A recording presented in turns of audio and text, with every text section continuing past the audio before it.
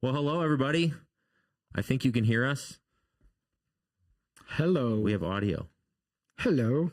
Welcome. I reassembled the podcast studio 4 minutes ago. And it seems to work out great. And I think we're on camera, and I think we have audio. I can't even get that to work on a week where I haven't dismantled the show. So, how's it going, man? It's going good. It's my birthday today. It is. Yeah. Happy birthday. Yeah. Yes. So your kids were kind of upset that you wanted to come hang out with me today. They were a little, yes, but I just told them that my boss Teresa said I had to. Speaking of Teresa, everyone out there, your call is to pray that they sell their condo today. She let me know on the way in. Yeah, going off to a showing, so she said, "Tell them all to pray." So if she was joking, oops. If she wasn't, great, pray away. Yes, my birthday. I am 42, which feels older than 41. Does it actually feel older? This is one of those, I think this is one of those like freebie years where you just like, the difference between 42 and 41 feels very negligible. Oh, really? I'm sure there's, I think it's just like, I think the only years that psychologically play on you are like big years, maybe. Like where you're shifting a decade, or maybe years where you feel like you can no longer justify things like mid-30s, or, I remember my wife... Early 40s. Yeah, my wife winding me up, telling me when I got to 37, and I was still trying to tell people I was in my mid-30s, she was like, I think that's late 30s, isn't it? Like, you can maybe get away with 36. Yeah, totally, yeah. And considering that was a few years ago and she still hasn't hit her mid-30s. Oh, man. What a punk move for her to pick on you like that. To remind me that I'm an old man. For me, 40 wasn't too bad, the actual birthday. But it is shocking to me how in the 40th year, it's like... Isn't there like this theory with technology nowadays that like engineers design this stuff to wear out in like 3 years? Oh yeah, definitely. I feel like God designed me to wear out in 40 years. Yeah.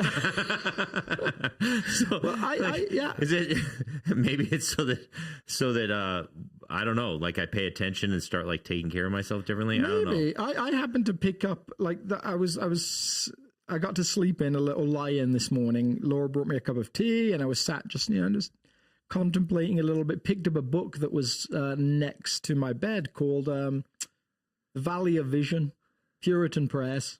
Yeah, and I'm reading it, and it suddenly hits me in the middle of reading it. Like to them, 45, 50 was considered like that was a good innings. Yeah. And so like that shift. You had a good run. Where you kind of like mentally now I think are probably at a place where you're like, okay, if everything goes well, like I'm maybe like 50% through the years on Earth, but like almost like 80's become like a vague sense of expectation now.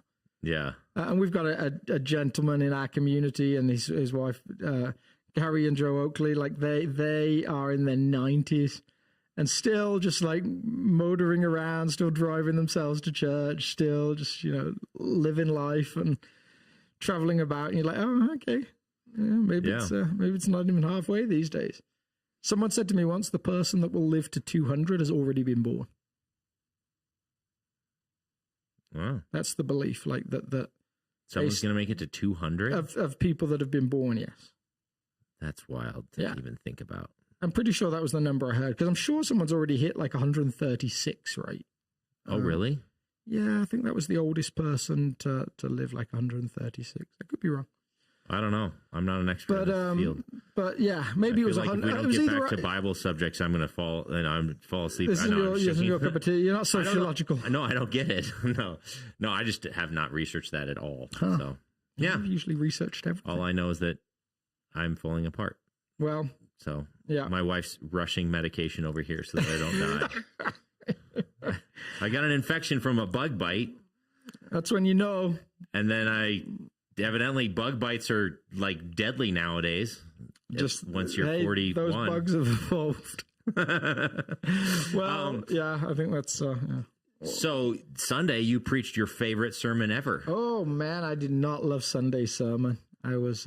My wife loved it. Yeah, well, that's always the funny thing with sermons. You're the worst critic of them, and two, you're the ones that know what it was supposed to be like, right? Yeah. And it was a whole bunch of stuff. I just said what I intended to say. Yeah, it would have been awesome. Yeah, at least good, not all. No, maybe not awesome, but yeah. So let me think back that long ago. So we had this crazy weekend personally. Laura worked most of Friday into the early hours of Saturday. Yeah. Also taught a class on Saturday. And then I came here to wrap some stuff up, but I'd taken like a bunch of meetings like retrospectively on the week. I was like, okay, I should have cut this down a little bit, knowing Laura was going to be working a little bit at the weekend. Yeah. And then she was also working Saturday, and then also worked Sunday afternoon, and then was also at a doula client on Sunday morning. So we were just like, it was like plates spinning everywhere. You know, you're kind of like running over here and you're making sure that the kid plate is spinning, that they're not running into the road or, I don't know. I was wondering when in the sermon, when you started going, yeah, breathe. I was confused a little bit, exactly, but that makes sense. You're just like, understandably. She doesn't do that kind of breathing. She doesn't. No. She's very, very calm. 4 in, 8 out. Yep. And some others. So anyway, that was going on. We were working through some tech stuff. You guys had some tech, worship had some tech stuff. There was like some, So it was one of those mornings you're just like, and then I get home and I go take a nap, get some rest. And you kind of wake up refreshed. And you're like, oh, yeah, I should have done that instead of that. I should have done that. If I'd just cut that and put that there, I would have been fine. Well, now's your chance, man. Just give us what you should have, could have, would have done. Well, I don't know if I want to now. Because you want to go back and re-preach it sometime? No, well, maybe that. But I do think, so I think Exodus 19 is one of the most fascinating chapters in Scripture. Like, I think it's possibly one of the most fascinating sociological events in all of history. And so I wanted to include some of that to lead up to how weird Exodus 32 is when juxtaposed. So if you missed the sermon, give us good. a little overview. If you missed the sermon, good. And it was good. It was good. If you missed the sermon, good. And in Exodus 19 and the chapters that follow, the people of Israel land at Mount Sinai. Mount Sinai isn't a holy mountain. It's a very average mountain. It becomes a special mountain because God's presence is on it. God's presence isn't on it because it's a special mountain. It's just a very ordinary, not even very high mountain. We would look at it compared to the Rockies and be like, okay, yeah, we got like 1 million of those in Colorado. Yeah. So they get there, and God has guided Moses there. He's told Moses in chapter 3, this is the sign I'm giving you. This is how you know I was with you. You and the Israelites will worship me on this mountain when you get out of Egypt. Yeah. So Moses goes, the people are freed, they leave, big like mix of people, they land on this mountain. That's probably a little misleading. No helicopters. It's not like that kind of not like that kind of evacuation. But they arrive at this mountain, and God speaks to Moses and gives them these rules about how they can approach the mountain. There's also this one weird little passage in there that has given translators just fits over decades, because the context seems to say one thing, but the actual language of the verse says something different. Okay, but I think we can talk a lot about that. But that's part of why I wanted to include that. Yeah. Yes. So which I think you made some promises that we were going to talk about that piece, right? So we'll get into that in a second, but give us so you wanted to compare Exodus so this 19 to So there's this beautiful invite. Moses is kind of like up and down the mountain the entire time. He comes down, he goes up. It's like, I think 7 journeys up and down this mountain to like, he'll go back and talk to God. God will say, go tell this to the people. So he'll go down and tell them, then he'll come back up and God will say something else. 14 already. Yeah. Like he is so well trained. I was just thinking about like, I bet Moses was kind of ripped at this point. Like, yeah, it's a lot of mountain climbing. And depending on how you think the text was put together, then, you know, some scholars would say there's an intentional juxtaposition of law, commandments, and narrative. So it's broken up, whereas it may have not been as many up and down journeys. All dependent on how you see scriptural narrative and editorial process and stuff, which we've talked about before. So in chapter 24, Moses goes up and has a conversation with God that then carries on for multiple chapters as God unpacks for him, or Yahweh specifically unpacks for him, how this covenant between the people of Israel will work. And rabbis will say things like, at Sinai, God married the people of Israel. Yeah.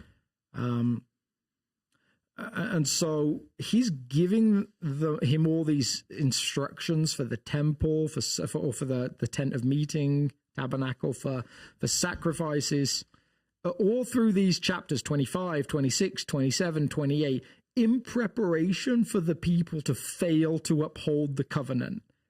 And while he's doing it, the people are failing to uphold the covenant. Before they fail to uphold it, God is preparing for them to fail to uphold it. Before anything else, before any movement from the mountain, they've broken at least a couple of the first 3 commandments. And so there's almost there's this horror in the text of oh my goodness, the God of the universe has revealed himself to a whole group of people, has offered himself to them in this marriage-like covenant.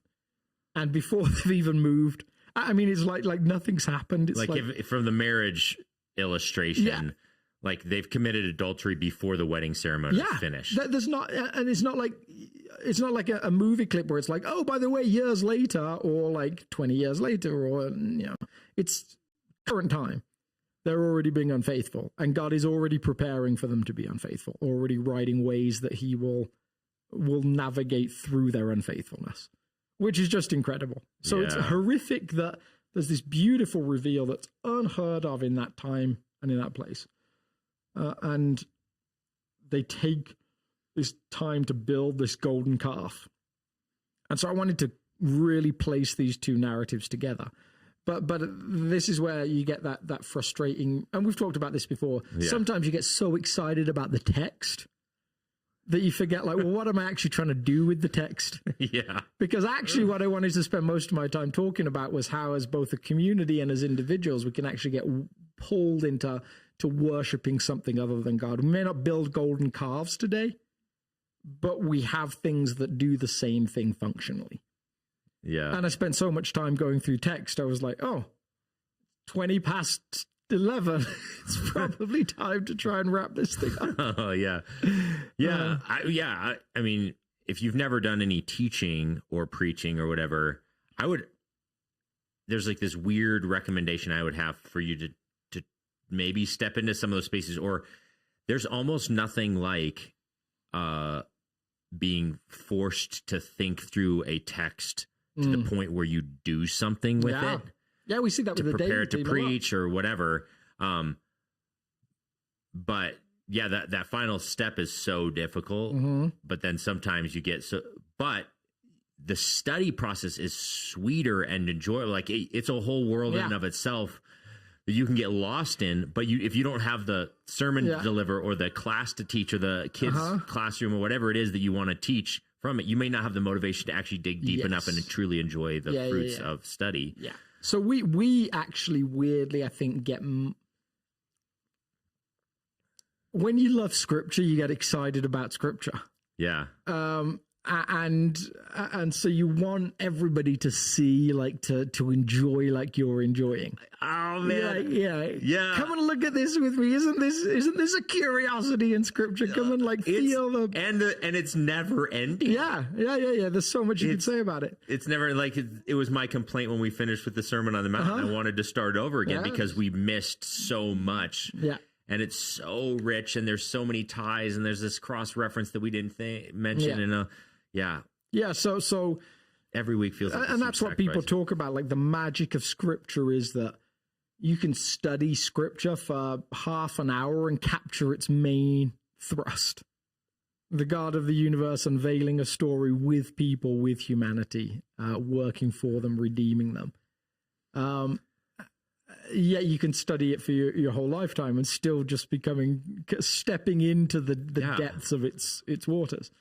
So you got wrapped up in the text a little bit. Yeah. And so then you kind of realize you are that there was supposed to be a semantic thrust to what you were saying. that's supposed to lead people to some sense of response. And so you see this with Jesus, like in his teaching, he will take Old Testament passages and teach from them, and he'll just cut chunks out. He'll just skip over verses because they're not relevant to what he's trying to do in that moment. He'll be very particular about how he uses texts because he wants people to come to a response. Yeah, it's like Andy Stanley talks about, like, the point of preaching isn't to teach the Bible to people, and it's not to teach people the Bible. It's to teach people how to obey the principles and ideas that the Bible.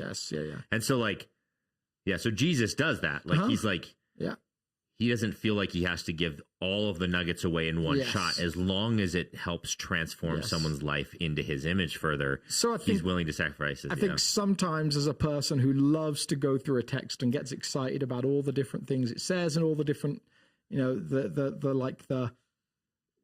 there's so many ways that you can take a text and put pins in it, and it has all these like lines going off to all other parts of the text, and you can get excited about that.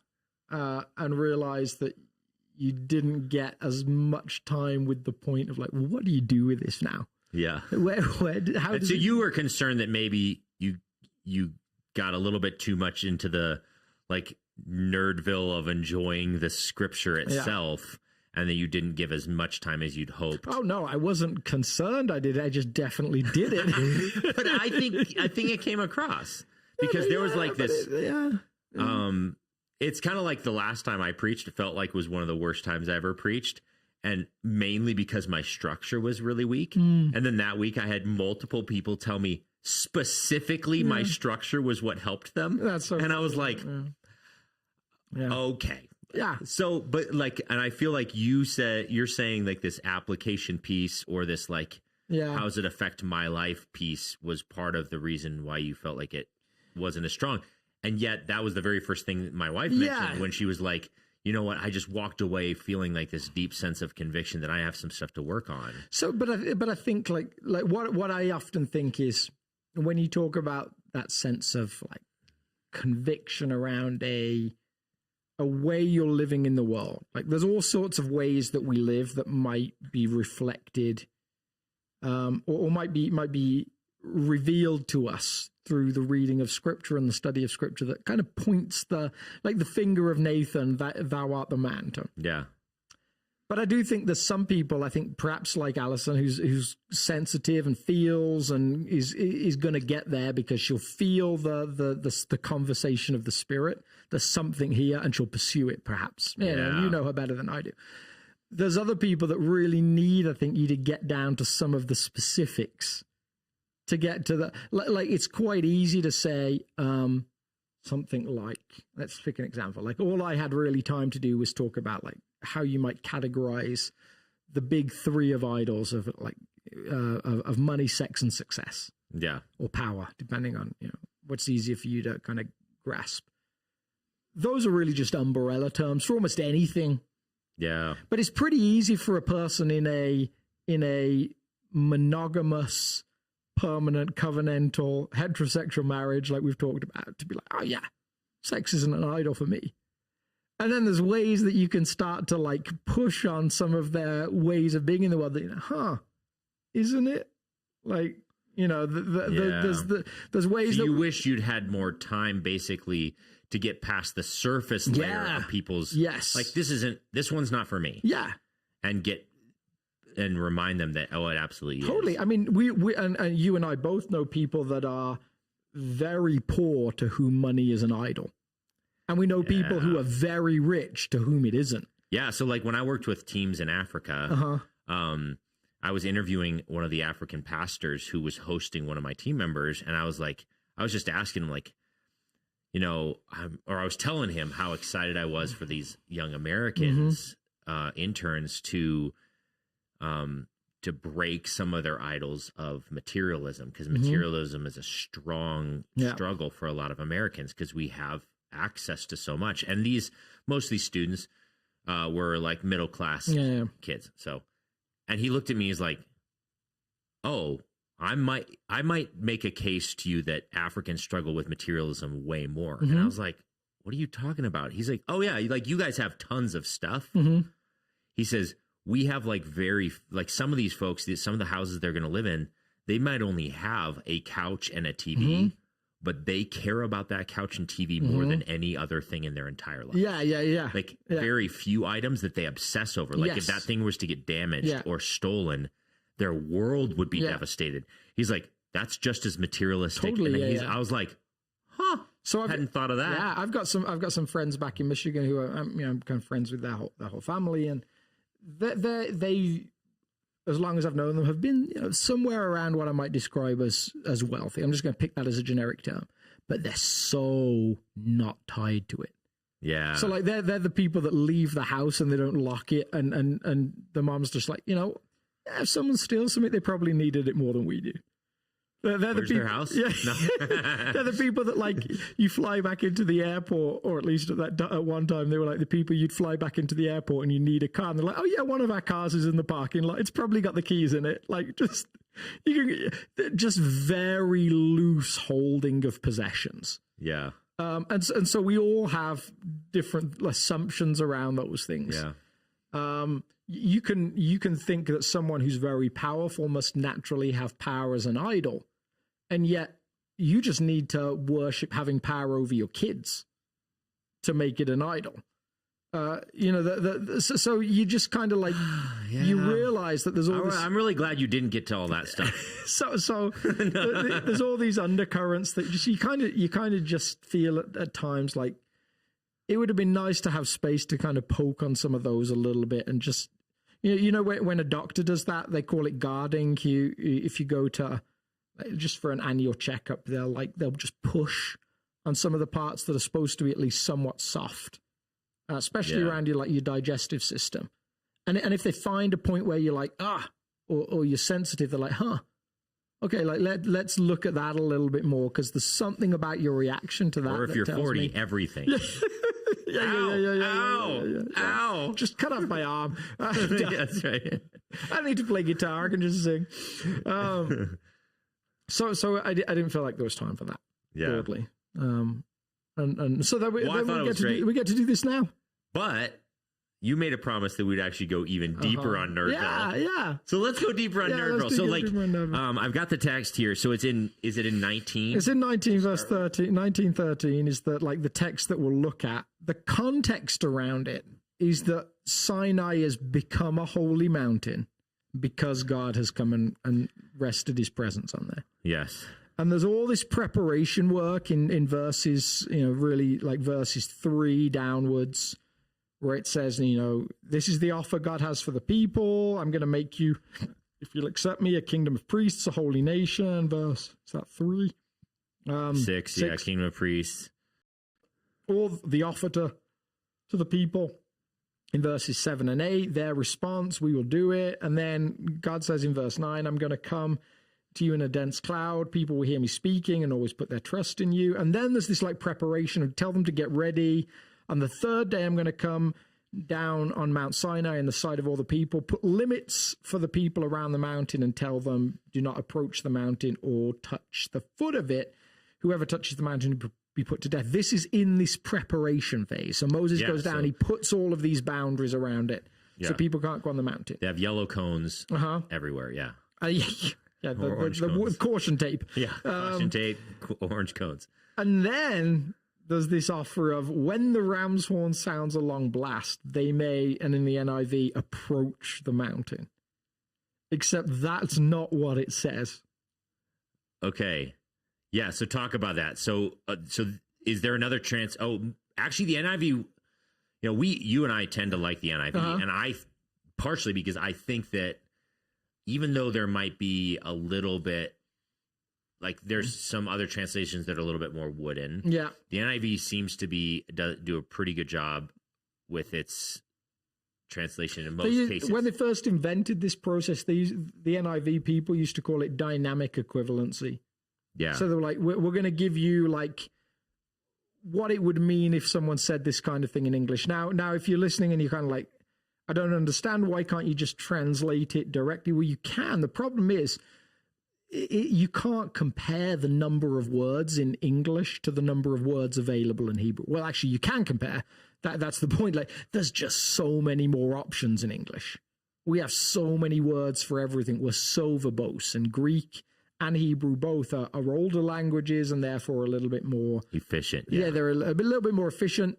Words can mean multiple things. There's all of these different ways that you look at the context that tells you something about it. Figures of speech play a heavier role, all of that stuff. So the NIV has kind of said, looking at the context, we feel like the most natural reading of verse 13 is, you can approach the mountain when the ram's horn is blown, but there's still no invite on the mountain. And so even though you and I like the NIV, we both tend to think that they got this one wrong. Yes. But there's a debate in scholarship. There is. What is it? Then other versions, New Revised Standard Version, I think, says you can come up on the mountain. Yeah, so this is NASB. They shall come up to the mountain. So that's NASB still has that approach kind of a feel. Yeah. Well, no, up to the mountain is probably like, yeah, it's kind of hedging their bets a little bit. The language has this upward motion to it. Yeah, so you could say it means onto the base of the mountain, but there's some they vertical go up climb into the mountain. Is Young's literal translation. There's some verticality to this language here that's hard to avoid. Yeah, then now it's pretty clear from later moments. Go up the mountain. Yeah. Yeah, it's pretty clear in later moments that there's the stages of the mountain. Like, the people only ever approach it. The priests come like to the middle. Only Moses and Joshua go to the top of the mountain at any point. So why is this a big deal, though? So why is this a big deal? Yeah. So one of the questions is, if the language, let's just take the language as we've just read it in some of those other versions, which are more distinctly accurate, where it says, come up on the mountain. Do they then fail some kind of test that they were given? Like, were they supposed to go on the mountain and just, they never got there? Like, this is an opportunity. I think I read a passage from Rabbi Eliezer where he says something like, for a moment, the heavens came down. God brought the heavens with him. There's some kind of like Eden space, some kind of paradise space that opens up. And in Rabbi Eliezer's language, for a moment, the tip of Sinai passes through the firmament of everything that is like earthly into something heavenly, into something beyond. And the people are invited there and they don't go. Everyone in the community is invited into the Holy of Holies or back into Eden, and they choose not to. That's the possibility, right? And so I think and actually, again, in the Hebrew, there's debate. And I guess the ones that have been a little bit more convincing to you and I on the debate is that we think it's on to the mountain, that God's intention was to meet with all so of this the is people. And I think you mentioned the Bible Project podcast. They do a great episode on this, and some of the thinking is that the language in this passage and in Exodus 32, interestingly, is very similar to some of the Genesis language from the Eden story and the sacrifice of Isaac. So Abraham goes up a mountain as God invites him, and he passes the test. He offers to sacrifice Isaac, and in the moment he's about to do it, he's about to give everything to God, there's this moment where God says, no, I don't want that.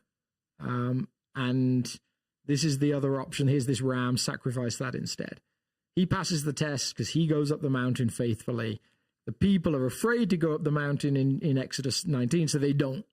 They fail the test. So that's so this is how you do, for those of you looking to understand how to do like a word study, is a word study, the way you do a word study in the scriptures is you start with the immediate context and you use concentric circles out. Like, first is like, how is this particular ancient word used in this verse, in this chapter, in this paragraph, in this book, in other writings from the same author, in this genre, and then in the entire Bible, and then beyond that in the wider world. And then based upon all of those concentric circles, you can sort of consolidate, I think this is what's going on this word. So part of what makes this word tricky is it's very sparse. And the story you just told from Genesis, where Abraham goes up to sacrifice his son as he's been told by God, is referenced in this debate, is because it's one of the very few times that this word shows up. And he's told to go up onto the mountain. And this is the same word. And so another element to that, like what the words mean, is people have used for years like the first mention concept of like, did this come up before?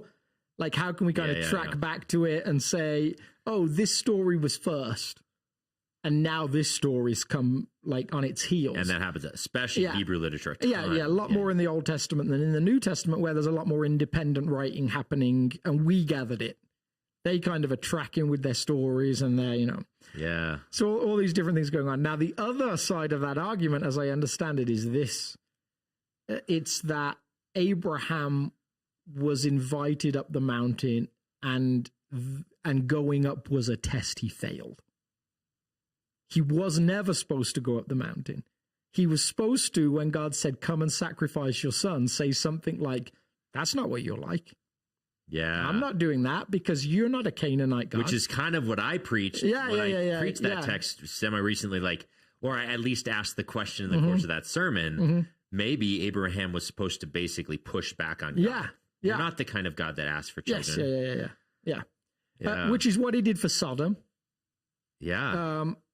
So like there's this kind of like, wait, really? You push back on Sodom, but not on Isaac? Like, what's wrong with you? Maybe you didn't like his son that much. Exactly. It's very strange. It's like, surely you wouldn't kill these people I don't know in Sodom, but you're serious here. So there's a line of thinking that would say, no, Abraham failed a test because he wasn't able to say, God, this is what you're really like, when he'd had some revelation of that. And in this story in Exodus 19, the people pass the test because they say, God is holy and beyond us. We are not able to go and experience his direct presence in this way. So they are invited up the mountain, but they rightly recognize that, no, we can't do that. We need a mediator. And Moses becomes that mediator. So there's like, that makes it so much trickier. Which one? Which is a lot of fun. The reason I can see why you get lost in this particular story in the exegesis, and this is what Alex and I were just referencing, that like, I mean, this is all over the Bible. I want to say that it's even stronger in Hebrew literature, but let's be honest, like, it's the entire scriptures, they're so intertwined with each other, and it's supposed to be this living, breathing, dynamic text that like one text speaks to another and commentates upon it and carries weight and gives interpretation to individual words. And like, so Alex is just trying to prepare you all a sermon, and then he's studying this, and it like, he's rabbit trailed all the way back to Genesis, which then bounces him from Abraham sacrificing Isaac back to the Sodom and Gomorrah. And before you know it, he's down a rabbit hole. And we miss all of this because, most of us don't read Hebrew. I don't read Hebrew. I can work with Hebrew, but I can't sit there reading Hebrew manuscripts without any, functionality. And so that we miss ways that, the writers of scripture will pick a word that means one thing and then pick a word that looks very similar that means the opposite thing, and they'll kind of like throw them next to each other. And they'll give all these little wordplay things that meant so much to the first readers or even listeners at times. And we that jumps all like just straight over our heads. So anytime you get into those rabbit trails, you're like, okay, well, what's going to help people? The reason I suspect the first story is true, or the first way of reading it, is the disaster of the golden calf narrative. Like, it feels to me that the people, that the golden calf is a consequence of their not participating in the story fully. does that make sense? Like to understand it was a test that they passed, well, that means you have to read it. Oh man, they did a great job in Exodus 19. And then the very next like major narrative section, they really tanked. It's like, I mean, it really sends like that graph, like up, like high point, boom, down, low point. Yeah. Whereas to read it as a failure reads it a little bit of, oh, look what happens when you don't really engage. Interesting. Like the people kind of hovered on the fringe.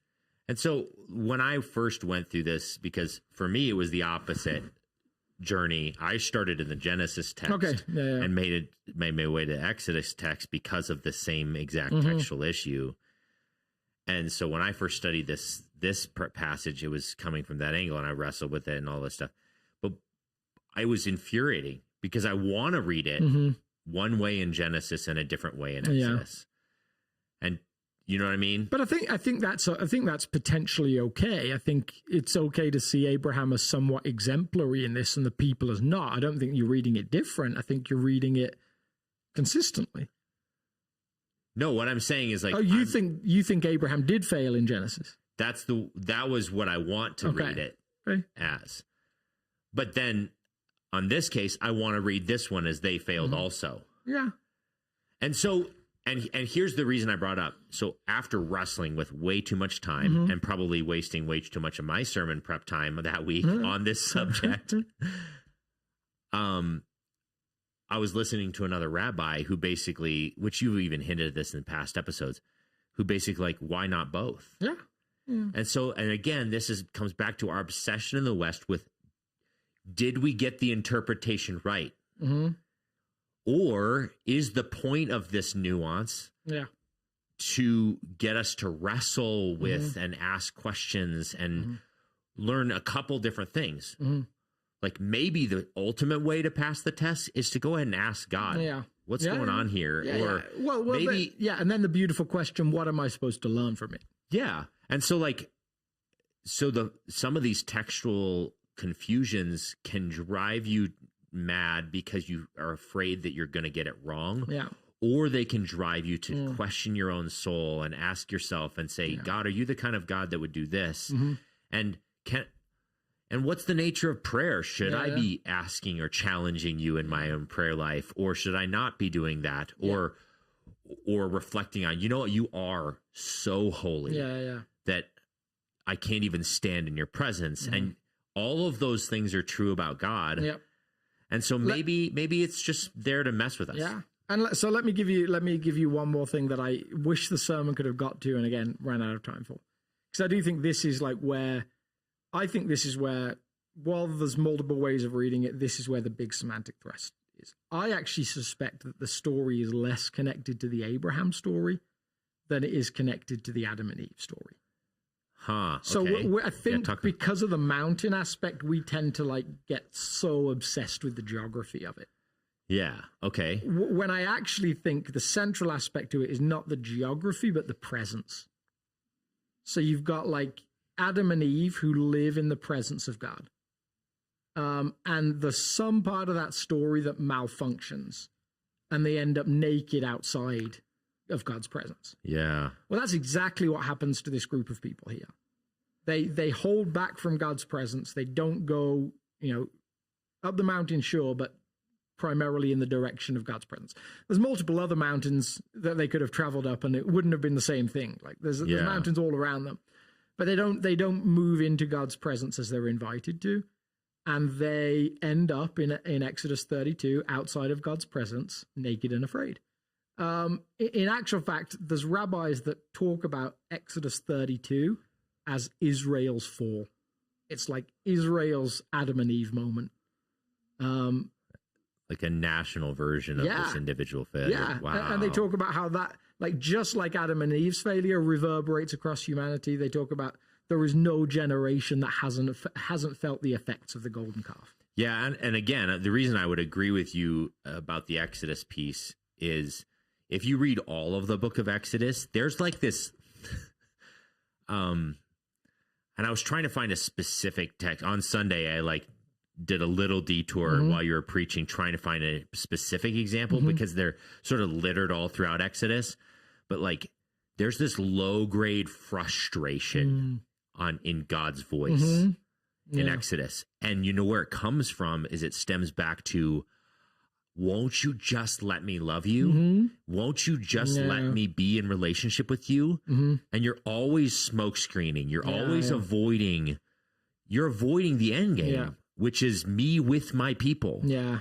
And he's if you look at Exodus, there's some anger moments, but if you look in proximity to that anger, he's angry because his kids just won't let him be their God. Yeah. And I think that, you know, when we had Kevin on a couple of weeks ago, we talked, he brought out this piece that I'd never seen in Henry Nouwen's book around the prodigal son before. And he said in the sermon, I hadn't seen that either, was this moment where Henry Nouwen says something like, I spent so much of my years believing God made himself difficult to find. And it was only really immersing in this story that led me to this point where I could find reassurance in the fact he constantly puts himself in the middle of the road that I'm upon. So when I've recently just been doing some centering prayer where you put a timer on and you just kind of try and shut off the monkey in the cage jumping around, and you just try and focus in on God being present, and you often pick a word. And I've played with different words in the past, used different words more consistently than others, or words like beloved or loved. And actually this season I just picked the word desired. Interesting. And the reason I picked it was because I had this moment where it just occurred to me, God, regularly in my prayer life, I believe or make believe that I desire you more than you desire me. Like, I believe my longing, weak as it is greater than yours. And yet everything about Scripture, whether it's Genesis and God coming looking from Adam and Eve with the where are you question, whether it's Exodus with him planning the redemptive movements even before the people need a redemptive movement, whether it's the long work of the Jesus story that unravels throughout the Old Testament and explodes into the pages in Genesis, in Matthew, Mark, Luke, and John. All of that says that God desires me a lot more than I desire him. Yeah. All of history. Yeah. Every single piece. All of history, all of nature, all of science. And yet our human physiology is such that thought can sit in the mind and never really drop a couple of feet down to somewhere in that feel piece. Wow. Unless you actually take time with it. So as important as it is to know from this passage that all of us probably have some golden calves in our lives that need to be destroyed and ripped down, the most important part is the God of the universe loves us even in the midst of building golden calves, even in the midst of calves we haven't yet built, and still has planned for our redemption. Wow. When we break the two central two first commandments that he gives. Yeah. So I think that that's what you want people to take away from it. And yet, so the reason idols are bad is because they're avoiding presence, is what you're getting at. I think so, yeah. Yeah. I think idols make God in our image, even if it's not physically in our image. Yeah. The golden calf doesn't look like us, but it's far more like us than God is. It's physical. We can see it. Yeah. It's permissive. It doesn't have too many feelings about what we should. I want. Yeah, I can do what I want. Like, you can revel in front of the golden calf. You can dance around naked, apparently, in front of the golden calf. The golden calf doesn't have rules, and the golden calf is always there. Yeah. So I think that the people's movement is totally understandable in the narrative. I think that's what's kind of scary about it. You look at them and you're like, they came out of Egypt and God has been very present. There's been this kind of like this pillar of cloud and this pillar of fire, and they followed it. And now he's up the mountain. Yeah. He's not present in the same way, and they don't know what the future holds. They just know at some point they're leaving this mountain. They can't stay in the desert forever.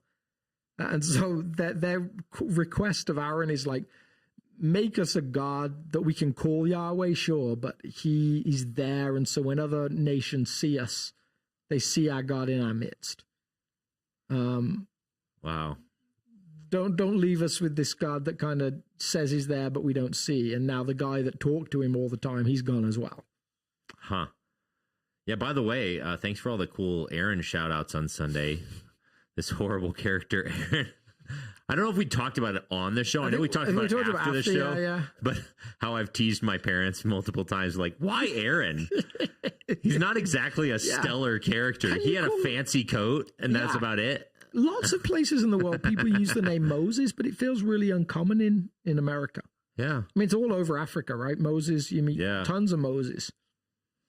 But I don't know why it feels a reach here Yeah.